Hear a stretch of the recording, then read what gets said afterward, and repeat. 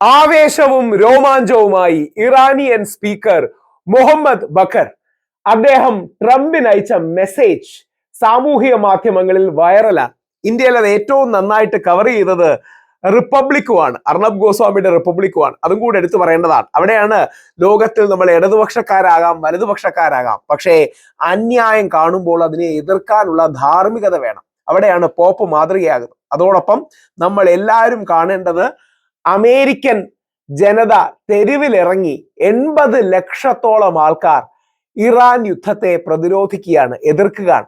അവിടുത്തെ no Kings protest, Iran വാറിനെതിരെ അമേരിക്കയിൽ ട്രംപിന്റെ നയങ്ങൾക്കെതിരെ 80 ലക്ഷത്തോളം ആൾക്കാർ ഈ നോ കിങ്സ് പ്രൊട്ടസ്റ്റിലേക്ക് വരും. ഈ വിഷയങ്ങളാണ് നോക്കേണ്ടത്. ലോകത്തിന്റെ നന്മ, ലോക ജനതയുടെ നന്മയാണ് നമ്മൾ കാണുന്നത്. അതിന്റെ ഏറ്റവും മനോഹരമായ ഭാഗങ്ങളാണ് ട്രംപിനെതിരെയുള്ള ഈ എഴുത്ത്. മുഹമ്മദ് ബഖർ ഖാലിബാഫിന്റെ എഴുത്ത് വായിക്കേണ്ടതാണ്. രോമാഞ്ചമുണർത്തുന്ന അദ്ദേഹത്തിന്റെ വാക്കുകളാണ്. അദ്ദേഹത്തിന്റെ വാക്കുകൾ: നിങ്ങൾ ഞങ്ങളുടെ കുടുംബത്തെയാണ്, ഹോമിലേക്കാണ്, വീടിനെയാണ് നശിപ്പിക്കാൻ നോക്കുന്നത്. നിങ്ങൾ ഞങ്ങളുടെ കുടുംബത്തിനെ നശിപ്പിക്കാൻ നോക്കിയാൽ, ഞങ്ങളുടെ വീടിനെ നശിപ്പിക്കാൻ നോക്കിയാൽ കുടുംബമായി ഞങ്ങൾ പോരാടും. അദ്ദേഹത്തിന്റെ ആ എഴുത്ത് ഞാനൊന്ന് വായിക്കാം. ഞാൻ പറയുന്നത് നിങ്ങൾ ശ്രദ്ധിക്കണം. ട്രംപിനോട് പറയുകയാണ്: എനിക്ക് 18 വയസ്സായിരുന്നപ്പോഴാണ് ഞാൻ ഒരു തോക്കുമായിട്ട് എൻ്റെ നാടിനെ, അതായത് ഇറാനെ ഡിഫെൻഡ് ചെയ്യാൻ, പ്രതിരോധിക്കാൻ ആദ്യമായി ഇറങ്ങിയത്. എനിക്ക് ഉള്ള ഏക വീട് ഇറാനാണ്. എൻ്റെ സഹോദരൻ ഹസൻ യഥാർത്ഥത്തിൽ ഇറാന് വേണ്ടിയുള്ള ആ പോരാട്ടത്തിൽ മരിച്ചു വീണതാണ്. അവൻ ഒരിക്കലും തിരിച്ചു വീട്ടിലേക്ക് വന്നില്ല. ഇന്നും to this day I still ache. എനിക്ക് ഒന്നുകൂടെ അവനെ അവസാനമായി കെട്ടിപ്പിടിക്കണം എന്ന ആഗ്രഹമുണ്ടായിരുന്നു. അത്തരത്തിൽ സഹോദരൻ മരിച്ച ഒരു വേദന ഒരിക്കലും ഒരു വ്യക്തിയെ വിട്ടകലുന്നില്ല. അവൻ മാത്രമായിരുന്നില്ല, എൻ്റെ ഒരുപാട് സഹോദരന്മാർക്ക് അങ്ങനെ ജീവൻ നഷ്ടപ്പെട്ടിട്ടുണ്ട്. സിംഹങ്ങളെ പോലെ പോരാടി ഇറാന് വേണ്ടി ജീവൻ ത്യജിച്ച ഒരുപാട് പേർ, അവരെല്ലാം എൻ്റെ ഭാഗമാണ്. പക്ഷെ അതാണ് ഞങ്ങൾ ചെയ്യുന്നത്. We give everything. ഞങ്ങൾ എല്ലാം നൽകുന്നു. ഞങ്ങൾക്ക് എവറിത്തിങ് വി ഹാവ് ഗോട്ട്. ഞങ്ങൾക്കുള്ളതെല്ലാം ഈ നാടിന് വേണ്ടി, ഞങ്ങളുടെ മാതൃഭൂമിക്ക് വേണ്ടി, ഇറാന് വേണ്ടി നൽകുന്നു. ഞങ്ങളുടെ യുവത്വം, രക്തം, ഞങ്ങളുടെ നാളെകൾ എല്ലാം ഇറാന് വേണ്ടി സമർപ്പിക്കുന്നു. ഞങ്ങൾ യുദ്ധക്കൊതിയന്മാരല്ല. അതാണ് ട്രംപ്, അല്ലെങ്കിൽ അതാണ് യഥാർത്ഥത്തിൽ അവിടുത്തെ തീവ്ര സയനിസ്റ്റ് ലോബിയും ട്രംപും ഒക്കെ ചെയ്യുന്നത്. ഞങ്ങൾ യുദ്ധക്കൊതിയന്മാരല്ല, പക്ഷേ സമയമാകുമ്പോൾ ഞങ്ങളുടെ വീടിനെ, മാതൃരാജ്യത്തിന് വേണ്ടി പോരാടാൻ ഞങ്ങൾ അതിശക്തമായി ശ്രമിക്കുന്നു. അതിന്റെ വളരെ ഇമോഷണൽ, അത് വായിക്കണം. കാര്യം യഥാർത്ഥത്തിൽ ജീവിതത്തിൽ നഷ്ടപ്പെട്ടവന്, ഒരു കോസിന് വേണ്ടി പോരാടിയവന്, അല്ലെങ്കിൽ അതിന്റെ ഒരു ഇമ്പാക്റ്റ് ഭയങ്കരമായി മനസ്സിലാവും. ഇപ്പോ ഒരാഴ്ചക്കുള്ളിൽ ഞങ്ങളുടെ നാട്ടിൽ കഴിഞ്ഞ in less than a week a powerful national campaign sweeping across the country has bought forward. അതായത് കഴിഞ്ഞ ഒരാഴ്ചക്കുള്ളിൽ 70 ലക്ഷം ഇറാനിയൻസ് ഞങ്ങളുടെ പട്ടാളത്തിലേക്ക് ചേരുന്നുണ്ട്. അവർ ആയുധമെടുക്കാൻ സജ്ജരായി നിൽക്കുകയാണ്. ഞങ്ങളുടെ രാജ്യത്തിന് പ്രതിരോധിക്കാനായി ആയുധമെടുക്കാൻ സജ്ജരായി നിൽക്കുകയാണ്. ആൻഡ് ട്രംപിനോട് പറയുന്നു, എനിക്ക് നിങ്ങളോട് പറയാനുള്ളത്, let me tell you something straight from gut. ഉള്ളിൽ നിന്ന് പറയട്ടെ, Iranians don't just talk about defending their country. ഞങ്ങൾ ഞങ്ങളുടെ രാജ്യത്തെ പ്രതിരോധിക്കുന്നതിന്റെ കാര്യം മാത്രമല്ല പറയുന്നത്, ഞങ്ങൾ അതിനുവേണ്ടി രക്തം ചൊരിയാൻ തയ്യാറാണ്. അല്ലാതെ അമേരിക്കക്കാരൻ ട്രംപ് ചെയ്യുന്നത് പോലെ ആകാശത്ത് നിന്ന് വെടിവെച്ചിട്ട് പോവുകയല്ല.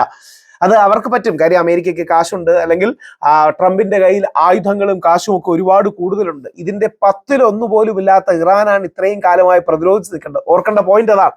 അതായത് ലോകത്തിലെ ഏറ്റവും വലിയ സൈനിക ശക്തിയും സാമ്പത്തിക ശക്തിയുമായ അമേരിക്കയും അമേരിക്കയെ യുദ്ധത്തിലേക്ക് കൊണ്ടുവന്ന ഇസ്രായേലിനുമെതിരെയുള്ള പോരാട്ടം ഇറാനിയൻ ജനത തുടങ്ങി. 3-4 ഒരാഴ്ചക്കുള്ളിൽ പരമാവധി തീരുമെന്ന് വിചാരിച്ചാണ്. 1 മാസത്തിലേറെയായി ഇറാൻ പിടിച്ചു നിന്ന് യുദ്ധം ചെയ്യുന്നു എന്നുള്ളത് ഇറാന്റെ പോരാട്ട വീര്യത്തെ തന്നെയാണ് കാണിക്കുന്നത്. ഞാൻ സത്യം വിചാരിച്ച ഒരാഴ്ചക്കുള്ളിൽ എല്ലാം തീർന്ന് അമേരിക്ക പണി തീർത്തിട്ട് പോകുമെന്ന് വിചാരിച്ചു. പക്ഷേ ആ ജനത അതിശക്തമായി പോരാടുന്നുണ്ട്. അപ്പൊ ഇദ്ദേഹത്തിന്റെ ബാക്കി വരികൾ വായിക്കാം. ഞങ്ങൾ ഞങ്ങളുടെ നാടിനെ പ്രതിരോധിക്കുന്നത്, അതായത് നമുക്ക് നമ്മുടെ ഇന്ത്യ എന്ന് പറയുന്ന പോലെ വികാരമല്ലേ ഇറാനിയനുള്ളത്, അല്ലെങ്കിൽ വേറൊരു രാജ്യത്തിന് അവന്റെ രാജ്യത്തിനുള്ളത്. അപ്പൊ നമ്മുടെ വീട് ആക്രമിക്കാമെന്ന, ഇന്ത്യ ആക്രമിക്കാമെന്ന നമുക്ക് തോന്നുന്ന അതേ ദേഷ്യവും വികാരവും വിഷമവും അല്ലേ അവനും തോന്നുക. ഞങ്ങൾ ഞങ്ങളുടെ രാജ്യത്തെ പ്രതിരോധിക്കുക മാത്രമല്ല, അതിനുവേണ്ടി ഞങ്ങളുടെ രക്തം കൊടുക്കാൻ തയ്യാറാണ്. ഞങ്ങൾ മുമ്പ് ചെയ്തിട്ടുണ്ട്, ഇനിയും ചെയ്യും. അടുത്തത്, you come for our home, you are gone to meet the whole family. നിങ്ങൾ ഞങ്ങളുടെ വീടിനെ ആക്രമിക്കാൻ വന്നാൽ ഞങ്ങളുടെ മുഴുവൻ കുടുംബം അതിനെതിരെ ഉണ്ടാകും. Locked, loaded and standing tall, bring it on. ഞങ്ങൾ കുടുംബത്തോടു കൂടി, അതായത് പലപ്പോഴും തങ്ങളുടെ വീട്ടിലുള്ള ഭാര്യയും കുട്ടികളെയും അടക്കം നമ്മൾ കുടുംബത്തോടു കൂടി ആയുധ സജ്ജരായി അതിശക്തമായി നിൽക്കും, നിങ്ങൾക്ക് വരാം എന്ന് പറയുന്ന അതിരസകരമായ വാക്കുകൾ. ആവേശത്തോടെ മാത്രം കേൾക്കാൻ കഴിയുന്ന യുദ്ധക്കൊതിയന്മാരെ തടയുന്ന വാക്കുകളാണിവ. അത് വലിയ പോരാട്ട വീര്യവും ആശ്വാസവും ഒക്കെയാണ് നൽകുന്നത്.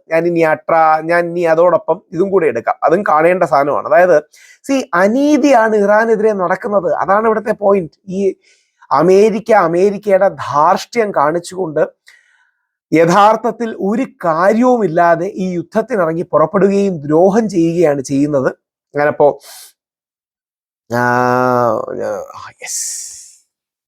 ഇത് അമേരിക്കൻ ജനതയാണ്. ഇത് അമേരിക്കയുടെ നല്ലൊരു കാര്യം കൂടിയാണ്. നമ്മൾ ട്രംപിനെ പോലുള്ള തലയ്ക്ക് സ്ഥിരതയില്ലാത്ത ആൾക്കാരുണ്ടെങ്കിലും അമേരിക്ക അടക്കമുള്ള രാജ്യങ്ങളിലെ നന്മയാണ് കാണുന്നത്. ട്രംപിന്റെ നയങ്ങൾക്കെതിരെ, ഇറാൻ യുദ്ധത്തിനെതിരെ, അവിടുത്തെ ഇമിഗ്രേഷൻ ട്രംപ് കാട്ടിക്കൊടുക്കുന്ന തോന്നിയാസങ്ങൾക്കെതിരെ അവിടെ 80 ലക്ഷത്തോളം ജനത അവിടുത്തെ തെരുവിലിറങ്ങി എന്നുള്ളതാണ്. അമേരിക്കയിൽ മാത്രമേ ആ കാര്യത്തിലൊക്കെ മാധ്യമ സ്വാതന്ത്ര്യവും ഇത്തരം സിവിൽ റൈറ്റ്സും ഒക്കെ അമേരിക്കയിൽ വളരെ കൂടുതലാണ്. അതായത് ഈ ഇറാനുമായി യുദ്ധം നടക്കുമ്പോൾ പോലും ഇറാനുമായിട്ടുള്ള യുദ്ധത്തെ എതിർക്കുന്ന അങ്ങനെ വലിയൊരു ജനത, ആ അമേരിക്കൻ ജനതയ്ക്ക് സല്യൂട്ട്. നിങ്ങൾക്ക് ട്രംപിനെ പോലൊരു തെറ്റുപറ്റി എന്നുള്ളത് ഏറ്റവും വിഷമകരമാണ്. ഇയാളെ പോലുള്ള ബുദ്ധിസ്ഥിരതയും തലയ്ക്ക് സ്ഥിരതയും പോളിസി സ്ഥിരതയും ഇല്ലാത്ത യുദ്ധക്കൊതിയന്മാരെ മാറ്റണം. ഇങ്ങനെ മാറുമെന്ന് പറഞ്ഞാണ് ട്രംപ് കയറിയത്. ഇനി യുദ്ധം ഉണ്ടാവില്ല എന്ന് പറഞ്ഞാണ്, ഞാൻ ഈ യുദ്ധക്കൊതിയനല്ല എന്ന് പറഞ്ഞാണ് കയറിയത്. ഇടയ്ക്ക് എനിക്ക് നോബൽ സമ്മാനം തരണമെന്ന് ഇടയ്ക്കിടയ്ക്ക് പറയുന്നുണ്ട് സമ്മാനത്തിന്. ഇത് അമേരിക്കയിലെ തെരുവുകളാണ്, അമേരിക്കയിലെ ജനതയാണ് അതിശക്തമായി. ഇത് ഇവിടെ മാത്രമല്ല, ഇത് ഷിക്കാഗോയിൽ അടക്കമുള്ള സ്ഥലങ്ങളിലാണ് അങ്ങനെ അമേരിക്കയിലെ ജനത അതിശക്തമായി ഇതിനെതിരെ ഇറങ്ങുന്നത്. ആവേശത്തോടെ മാത്രം കാണാൻ കഴിയുന്ന ഒരു കാര്യമാണ്. ഞാൻ അതിന്റെ കുറച്ച് ചിത്രങ്ങളും കൂടെ കാണിക്കാം. അത് കാണേണ്ട.